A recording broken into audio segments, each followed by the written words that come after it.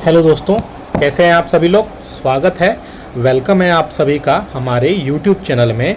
Pensioners, family pensioners और कर्मचारियों के लिए मैं कई सारी इम्पोर्टेंट और बड़ी खबरें लेकर आया हूं, जिनमें पहली बड़ी खबर होने वाली है कि अभी तक आपका डीए और डीआर की अनाउंसमेंट क्यों नहीं हुई है, क्या इसके पीछे रीज़न है और कब तक इसकी अनाउंसमेंट देखने को मिल सकती है, कब कैबिनेट बैठक होने जा रही है, साथ ही साथ आपको कितने मंथ का इसमें डीए और डीआर का एरियर्स मिलने वाला है। साथ ही साथ दूसरी जो बड़ी खबर आ रही है वो 50% डीए को बेसिक में मर्ज करने की डिमांड्स को लेकर के आ रही है। जी हाँ दोस्तों, क्या है इस पूरे जो डिबेट, क्या आपने देखा है, अपने न्यूज़ और मीडिया में भी देखा होगा कि ये सारी चीज़ें चल रही हैं कि सरकार 8वें वेतन आयोग में डीए को मर्ज कर रही है या नहीं कर रही है, उसके पीछे की हम सच्चाई जानेंगे। इसके अलावा तीसरी बड़ी खबर होगी केंद्रीय कर्मचारियों और पेंशनर्स के डीए और डीआर के मर्जिंग को लेकर भी राज्यसभा में भी एक सवाल पूछा गया था, उस पर भी हम बात करेंगे सरकार का क्या जवाब दिया। इसके अलावा कर्मचारियों और पेंशनर्स को 8वें वेतन आयोग से रिलेटेड भी कई सारी चीज़ों पर मैं बात करने वाला हूँ, और आपके फिक्स्ड मेडिकल अलाउंसेस और पेंशन में 5, 10 और 15% की बढ़ोतरी को लेकर भी एक नई खबर निकल कर आ रही है, उसका भी यहाँ पे मैं डिस्कस करने वाला हूँ। इस वीडियो देखने से पहले, शुरू करने से पहले आपसे मैं एक छोटी सी अपील करना चाहूँगा। अगर आपने हमारे चैनल को अभी तक सब्सक्राइब नहीं किया है, यानी सब्सक्राइब कर लीजिए, बेल आइकन को भी प्रेस कर लीजिए, तभी आपके पास हमारी वीडियोस की लेटेस्ट इन्फॉर्मेशन और लेटेस्ट खबरें आप सभी के पास आ पाएंगी और आप हमारे वीडियो को ऐसे ही आगे कंटिन्यू वॉच कर पाएंगे। इसके अलावा एक और बड़ी इन्फॉर्मेशन जल्दी से मैं आपको दे देता हूँ। बहुत सारे पेंशनर्स ऐसे हैं जो हमसे जुड़ना चाहते हैं या बात करना चाहते हैं, या उनकी कोई पेंशनरी समस्या है पेंशनरी बेनिफिट्स को लेकर के, तो वो हमसे सॉल्व करवाना चाहते हैं। तो आपको करना ये मात्र, आपको हमारे चैनल को पहले सब्सक्राइब करना है। सब्सक्राइब के राइट साइड में एक ज्वाइन बटन है, उस पर क्लिक करके मात्र 29 रुपये का पेमेंट करके आप हमारे 1 मंथ के प्रीमियम सब्सक्राइबर बन जाएंगे। और किसी भी वीडियो के नीचे एक जो कमेंट बॉक्स है उसमें कमेंट करेंगे, उसका जो भी आपकी समस्या होगी उसको विदिन 15 मिनट के अंदर सॉल्व कर दिया जाएगा। आप सामने स्क्रीन पर भी देख पा रहे होंगे, बहुत सारे पेंशनर्स को जुड़ चुके हैं और अपनी जो भी समस्याएं हैं उनको सॉल्व करवा चुके हैं। जी हाँ दोस्तों, पहली जो बड़ी खबर आ रही है वो कर्मचारियों और पेंशनर्स के लिए, उसमें 65 वर्ष के बाद जो एडिशनल पेंशन देने की योजना बन रही है या बनने जा रही है, उस पर हम थोड़ा सा डिटेल में बात करेंगे, क्योंकि संसद में भी ये क्वेश्चन पूछा गया था कि क्या सरकार 65 वर्ष या उससे अधिक के आयु के पेंशन भोगियों को और फैमिली पेंशन को अतिरिक्त पेंशन देने पर विचार कर रहा है। तो उसमें राज्यसभा के एक क्वेश्चन में आंसर देते हुए सरकार ने स्पष्ट किया कि फिलहाल 80 वर्ष से कम आयु वालों के लिए अतिरिक्त पेंशन देने का सरकार की कोई योजना नहीं है। हालांकि पेंशन भोगियों की ज़रूरतों को ध्यान में रखते हुए विभिन्न समितियों द्वारा इस पर विचार जरूर किया जा रहा है। तो आप देख सकते हैं इस पर विचार किया भी गया, और इसके अलावा कई सारे कर्मचारियों और पेंशनर्स के लिए इसमें 80 वर्ष से ऊपर पेंशन भोगियों को अतिरिक्त लाभ जो है वो जरूर मिलना चाहिए। आप क्या सोचते हैं इसके रिगार्डिंग? अगर आपको लगता है कि क्या वाकई में 80 वर्ष से कम पेंशन धारकों को जो उसमें अतिरिक्त पेंशन है या एडिशनल पेंशन का फ़ायदा मिलना चाहिए, तो जितना हो सके इस तो वीडियो को लाइक करिए, यस लिख दीजिएगा आपको लगता है, अगर आपको लगता है नहीं है तो वीडियो को नो लिख दीजिएगा। इसके अलावा एडिशनल पेंशन उन वरिष्ठ नागरिकों के लिए एक महत्वपूर्ण सहायता होगी जो बढ़ती उम्र में अधिक फाइनेंशियल सिक्योरिटी चाहते हैं। फिलहाल 80 वर्ष और उससे अधिक आयु के पेंशन भोगियों को यह लाभ दिया जाता है। सरकार ने स्पष्ट किया है कि 65 या 75 वर्ष की पेंशन भोगियों के लिए अभी हालांकि कोई प्रस्ताव नहीं है, लेकिन समय समय पर इसकी समीक्षा की जाती रहेगी।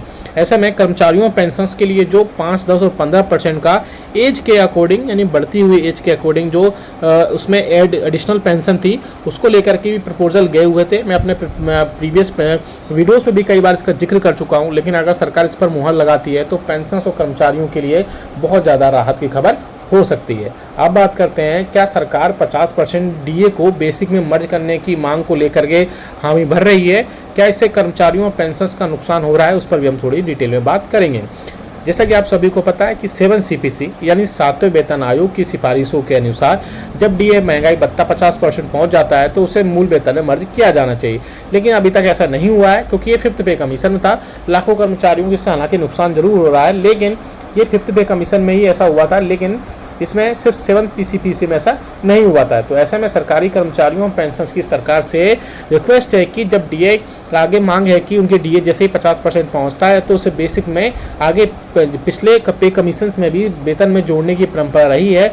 इसे महंगाई के असर को एक बैलेंस किया जाता है और कर्मचारियों और पेंशन का उसमें सैलरी और पेंशन बढ़ती है। हालांकि सरकार इसमें 8वें वेतन आयोग पर आगे देखने वाला इंपॉर्टेंट होगा कि कर्मचारियों पेंशन को ऐसे में क्या होना चाहिए।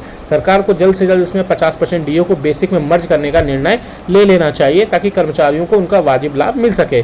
ऐसे में भविष्य में DA की जो गणना होगी यानी उसकी कैलकुलेशन होगी उसको बहुत अधिक प्रभावी बनाया जा सकेगा। सरकारी कर्मचारियों को और अधिक इकोनॉमिकल सपोर्ट मिलेगा जिससे कर्मचारियों और पेंशन को और भी कई सारी चीज़ों में ऐड हो सकती हैं।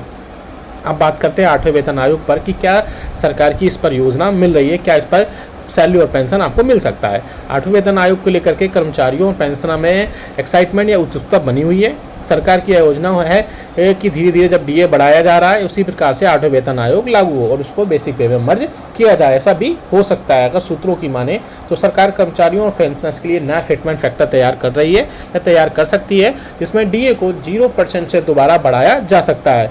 पिछली बार की तरह ही इसमें DA मर्जिंग को लेकर के वेतन की संरचना बदल सकती है सरकार। लेकिन कर्मचारियों को उम्मीद है कि जल्द से जल्द 8वें वेतन आयोग पर इसमें और भी जो चीज़ें हैं यानी कमेटी गठन होना है, उनके रिकमेंडेशंस है, उनकी बहुत सारी चीज़ें अभी बकाया वो जल्द से जल्द उनको गवर्नमेंट पूरी कर लेगी। ऐसे में कर्मचारियों और पेंशनर्स को कई सारी चीज़ों पर इसमें बढ़ोतरी देखने को मिल सकती है। इसके अलावा जो कर्मचारी भविष्य निधि संगठन यानी EPFO के पेंशनर्स हैं उनकी न्यूनतम पेंशन को बढ़ाने पर भी चर्चा हो सकती है। वर्तमान में न्यूनतम पेंशन आप सभी को पता है कि 1000 रुपये प्रति माह है, लेकिन इसे 5000 रुपये से 7500 तक बढ़ाने की मांग हो रही है।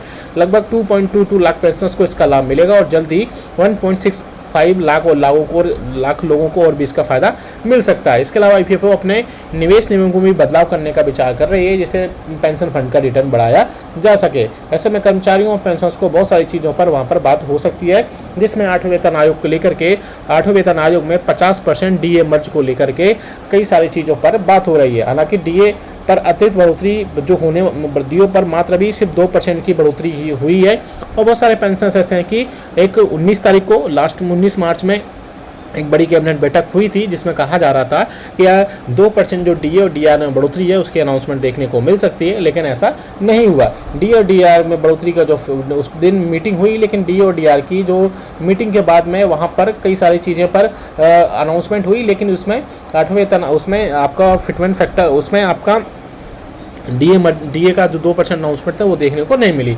इसके अलावा DA और DR के मर्जिंग पर भी संसद में भी कई सारे क्वेश्चन पूछे गए थे जिसमें क्वेश्चन में बोला गया था कि 8वें वेतन आयोग की रिपोर्ट आने से पहले DA और DR को क्या मूल वेतन और पेंशन में मर्ज किया जाएगा, जिस पर जवाब देते हुए राज्य मंत्री मिस्टर पंकज चौधरी ने जवाब दिया कि ऐसा कोई अभी सरकार के पास प्रस्ताव नहीं है जिससे कि DA और DR 50% हो और उसके 50% बढ़ोतरी होने पर उसे भी मूल वेतन में मर्ज किया जा सके। लेकिन अभी सरकार ने इसकी सिफारिश को कोई भी लागू नहीं किया है। आगे आने वाले दिनों में कर्मचारियों और पेंशनर्स में बहुत सारी चीज़ें इसमें देखने को मिल सकती है, जिसमें all India NPS employees federation के अध्यक्ष ने इसमें कहा कि यदि DA और DR का विलय होता है तो यानी मर्जिंग होती है तो कर्मचारियों के कुल वेतनमान में 1 से 1.5% की बढ़ोतरी तय है। उदाहरण के लिए अगर किसी 18,000 के मूल वेतन पर काम करने वाले कर्मचारियों को लगभग उसमें 270 रुपये प्रति माह का लाभ मिलता हुआ दिखाई दे रहा है। हालांकि DA और DR के मर्ज होने पर HRA TA आदि में भी बढ़ोतरी हुई जिससे कुल वेतन पर सकारात्मक प्रभाव देखने को मिल सकता है। आगे आने वाले दिनों में बहुत सारी चीज़ों पर बहुत सारी चीज़ें क्लियर होंगी